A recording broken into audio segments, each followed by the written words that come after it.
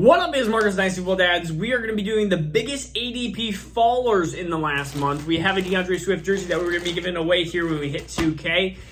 So the first one, we're going to be doing 4 individuals that have been falling in the Dynasty rankings here over this last month. The first one is, of course, Michael Thomas. And so if Jarvis Landry and Chris Olave are moving up, then you'd have to probably assume, one would think that if A is going up, then B is probably going down. And Michael Thomas is a very interesting and hard to gauge prospect. Not even prospect, player. I mean, he's 29 years old. He is still within the age of that he can succeed. He is not 31, 32 years old. He's not even the age of Julio when Julio starts falling off. But we look at his first 4 seasons, 470 catches. That is a ridiculous amount. I mean, do the math. That's 120 a year. 5,512 yards and 32 touchdowns. Really, an absolute ridiculous 120 basically catches. Look at that. That's over 1,250 yards. I mean, we're talking 1,400 yards. And then 32 touchdowns, you're talking about 80 a year. I mean, he was the number 1 dynasty receiver after those first 4 years. There was almost no argument. I mean, he was above Devontae Adams. He was above Tyreek Hill. Like, there was no one really competing with him when he had Drew Brees now. And then the last year and a half, or 2 years, you could say, have been a mess. He had that first good kind of half year, got hurt. He has played 1 game in the last year and a half since week 9 of 2020. I mean, and now he's on the PUP list again, so we have the tale of 2 stories here for Michael Thomas. He also doesn't have his buddy Drew Brees, so what are we going to do with Michael Thomas? I mean, it's a hard debate. Right now, he's ADP overall of 85, wide receiver 45, and at wide receiver 45, I think he's an okay value there just because, again, Michael Thomas has the ability to be the wide receiver 1, again, a wide receiver 1 in the NFL. I think he could do that again. He also has the ability to never play again if he cannot recover from these ankle injuries, these foot injuries, the mess that he has with the Saints, just staff and organization. It doesn't seem like they're on the same page.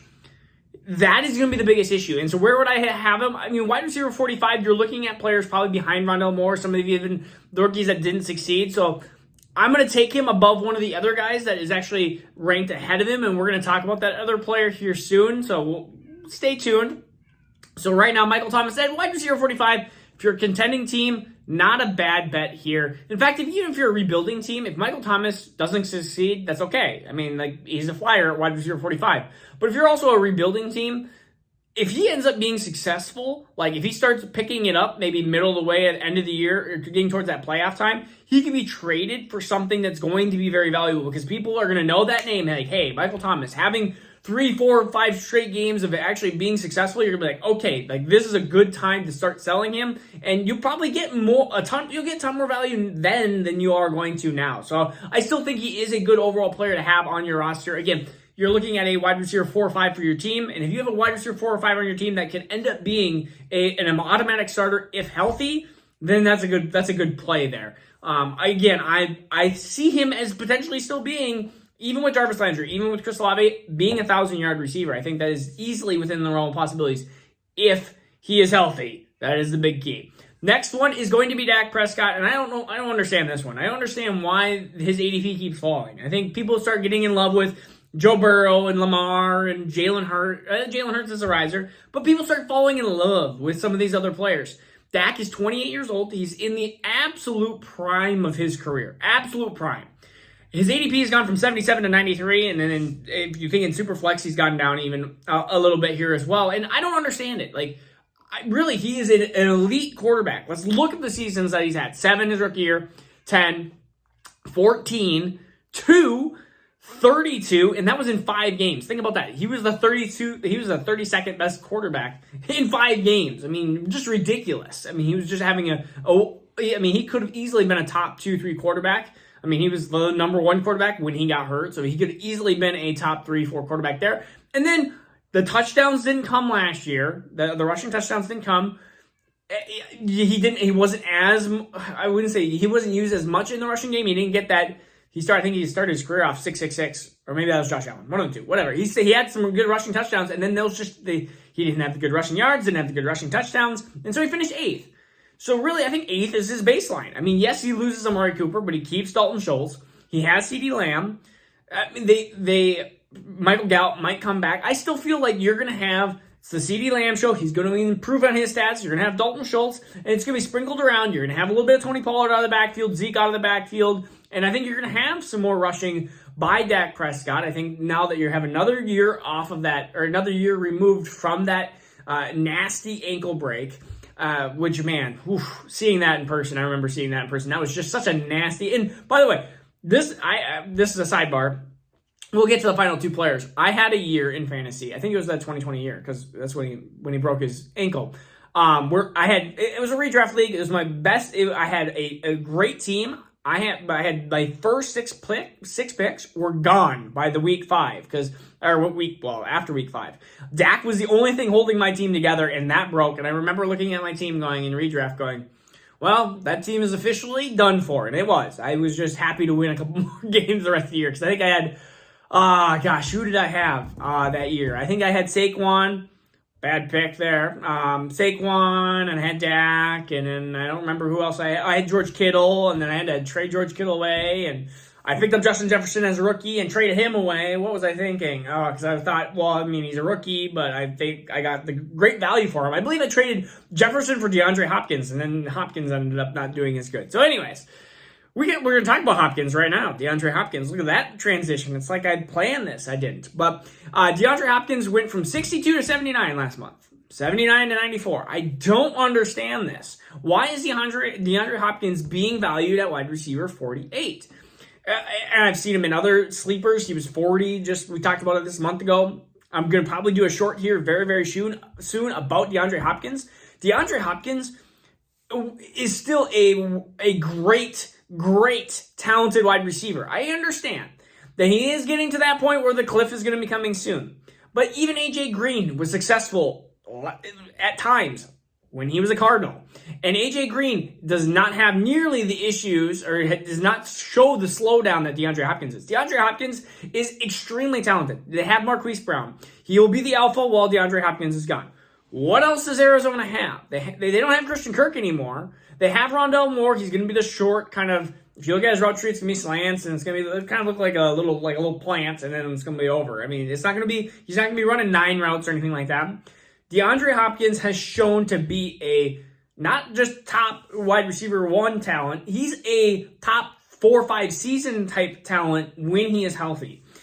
Arguably the best wide receiver in football the last 5-6 years. I mean, you can argue with that with Devontae Adams, with route running and catching, everything like that. DeAndre Hopkins, it's those two, in my opinion, the last 5, 6, 7 years. And look at Devontae Adams' value, and he's going to the Raiders team, and you have DeAndre Hopkins, who, yes, you're losing 6 games. But why is he being valued at wide receiver 48? Why is he being, I mean, I have him at like wide receiver 30. And I feel like, I just feel like I'm putting him at too low of a value even. Because honestly, when he comes back and if he takes over that role, heck, even if he's the B on that team, wide receiver 48, go for it. Wide receiver 40, take it.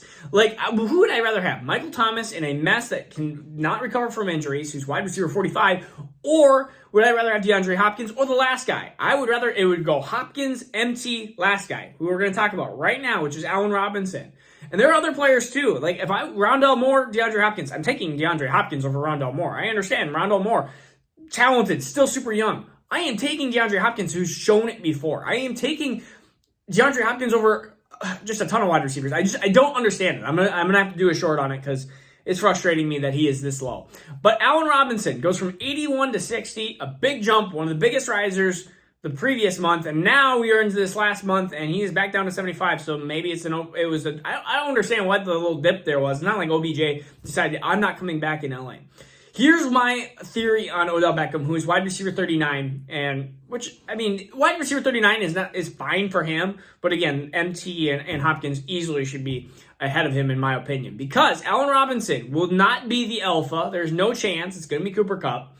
And so you already have, again, a wide receiver 2 on the team. I still think that Van Jefferson, I still think that you're going to have just this sprinkled mess, and Odell Beckham could come back in November.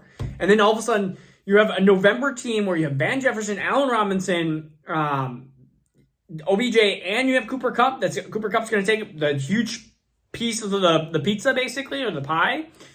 You have now a wide receiver that is going to be 4 for 40, 7 for 100, 2 for 12.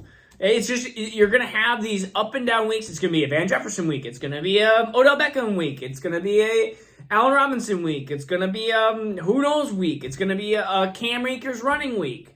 Maybe. No, probably not. It's going to be a Cooper Kupp takes everything and no one else gets anything week. And we had a bunch of those last year. So, just in my opinion, I think Stafford will spread the ball around. And Stafford showed that he likes to target one wide receiver, but beyond that, he doesn't really care about wide receiver 2, 3, 4. Like, I think it's going to be a mess. I think Allen Robinson needs to be lower. So, honestly, buys right now, if you're even a contending or rebuilding team, I'm buying MT, I'm buying Hopkins, and heck, I am buying Dak if I can even get Dak. I have him in Dynasty, and I'm not trading him because unless, of course, I get a better quarterback. But, I mean, right now it's like Dak is an excellent talent. Hopkins, I need to go trade for him and see who has him in our Dynasty Dad League, like, now. Because I love Hopkins still. And if you're watching this and you have Hopkins, I know I almost had a trade for Michael Thomas. I think I need to go back and revisit that trade, potentially for an MT for Allen Robinson straight up, which was an offer that it was right around draft time, so maybe I can revisit that type of trade. But I still would rather have MT over Allen Robinson here. So, again, this is Marcus Dynasty Full Dads. Peace out. Have a good weekend. You might see a short this weekend. If I got time, I'll be at the lake. Peace out. Take care.